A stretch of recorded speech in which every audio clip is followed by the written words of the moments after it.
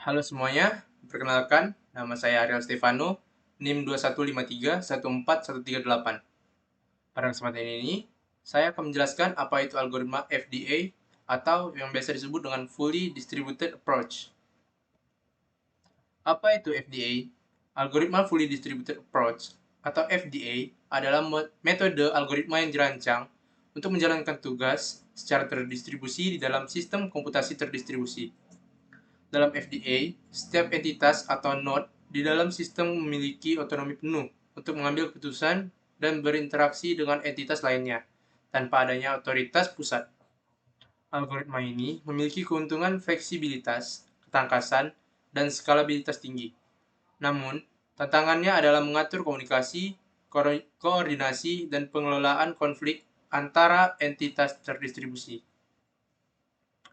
Di sini ada keuntungan penggunaan algoritma FDA.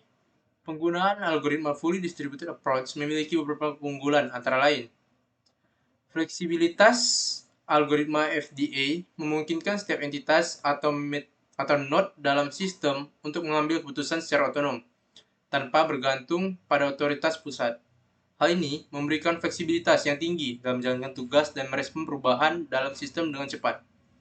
Yang kedua ada ketangkasan. Dalam FDA, setiap entitas memiliki kemampuan untuk berinteraksi langsung dengan entitas lainnya. Hal ini memungkinkan adanya kolaborasi yang efektif dan pengambilan keputusan yang adaptif dalam situasi yang berubah-ubah. Algoritma FDA dapat mengatasi tantangan dan menyesuaikan diri dengan keadaan baru dengan lebih mudah. Selanjutnya ada keamanan. Dalam algoritma FDA, karena tidak ada otoritas pusat yang mengontrol seluruh sistem, keamanan dapat ditingkatkan. Tidak adanya satu titik pusat yang menjadi target serangan atau titik kelemahan dapat mengurangi risiko keamanan secara keseluruhan. Selanjutnya ada skalabilitas. Algoritma FDA dapat digunakan dalam sistem komputasi yang sangat besar dan banyak entitas atau node. Karena tidak ada otoritas pusat yang membatasi pertumbuhan sistem, algoritma ini dapat dengan mudah diimplementasikan dalam skala yang lebih besar tanpa mengalami kendala performa. Yang terakhir ada toleransi terhadap kesalahan. Dalam algoritma FDA, tidak adanya titik pusat yang rentan terhadap kegagalan membuat sistem lebih tahan terhadap kesalahan. Jika satu entitas mengalami masalah, entitas lain masih dapat melanjutkan tugasnya tanpa terpengaruh secara keseluruhan. Hal ini meningkatkan keandalan dan ketersediaan sistem. Selanjutnya, di sini ada kelemahan. Kelemahan dari FDA ini adalah yang pertama ada kompleksitas komunikasi. Dalam algoritma FDA, entitas atau node harus berkomunikasi secara langsung satu sama lain untuk berkoordinasi. Hal ini dapat menyebabkan kompleksitas komunikasi yang tinggi, terutama dalam sistem yang besar, karena banyak entitas. Mengatur komunikasi yang efisien dan menjaga konsistensi informasi di antara entitas dapat menjadi tantangan. Selanjutnya ada konsistensi data.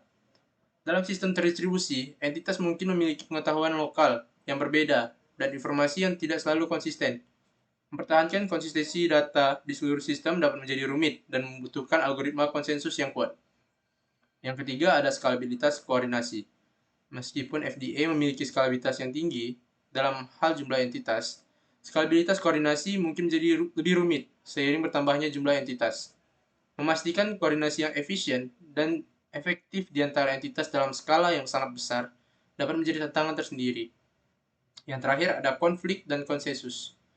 Dalam konteks desentralisasi, terdapat potensi terjadi konflik antara entitas yang memiliki preferensi atau keputusan yang berbeda. Pencapaian konsensus di antara entitas mungkin membutuhkan upaya ekstra dan mekanisme yang kompleks. Selanjutnya adalah contoh penggunaan algoritma FDA. Contoh lain yang lebih umum, penggunaan algoritma Fully Distributed Approach atau FDA adalah dalam sistem pembayaran digital desentralisasi seperti cryptocurrency. Mari kita ambil contoh Bitcoin, salah satu cryptocurrency terkenal.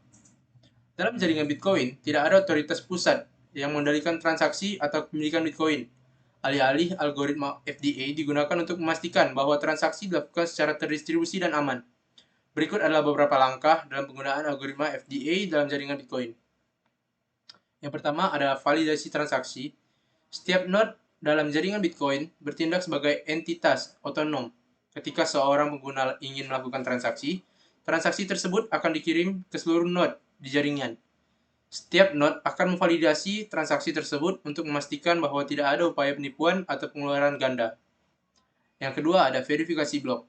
Transaksi-transaksi yang valid kemudian dikumpulkan dalam blok-blok yang akan dihubungkan ke rantai blok atau blockchain. Setiap node dalam jaringan berkompetisi untuk memverifikasi blok baru dengan menyelesaikan tugas matematika yang rumit. Proses ini dikenal sebagai proof of work dan membantu mengamankan jaringan dari serangan dan manipulasi.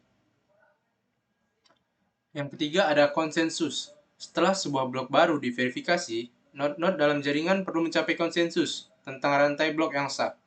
Mekanisme konsensus seperti algoritma proof of work atau POW dalam Bitcoin memastikan bahwa semua node sepakat tentang sejarah transaksi yang valid memutuskan rantai blok yang paling panjang sebagai yang sah. Yang terakhir adalah penyebaran informasi. Setelah konsensus tercapai, blok baru ditambahkan ke rantai blok oleh setiap node. Informasi tentang blok ini akan disebarkan ke seluruh jaringan baru, sehingga semua node dapat memperbaharui salinan mereka dari blockchain dengan transaksi terbaru. Sekian yang dapat saya sampaikan, kurang dan lebihnya saya mohon maaf. Sekian dan terima kasih.